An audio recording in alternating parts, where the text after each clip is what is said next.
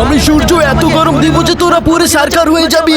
আরে পড়ে গেলাম, তাড়াতাড়ি দরজা দি, অনেক গরম পড়েছে। বেরোলেই আমি অনেক গরম দিব।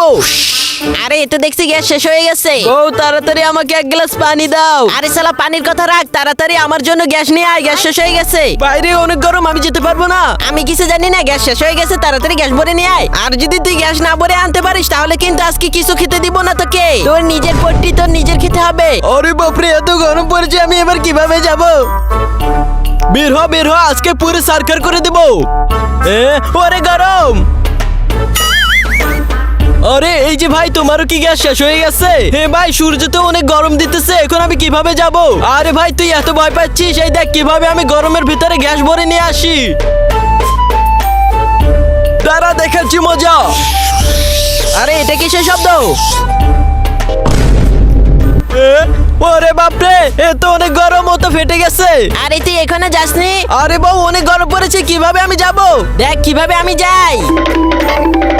আয় আয়, দেখ কিভাবে তোকে পুড়িয়ে দে। ওরে বাবা রে, এত গরম পড়েছে বাইরে, আমি পারবো না। হ্যাঁ দেখ কি হয়েছে, পারবি না কেউ আমার সাথে? বুদ্ধি।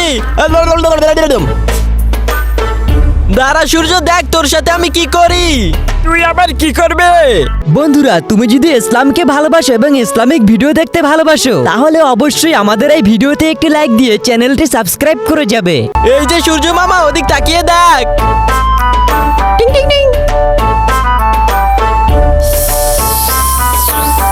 আরে এটা কি করতেছিস তোরা? তোর রোদের তাপ দিয়ে ডিম ভাজতেছি।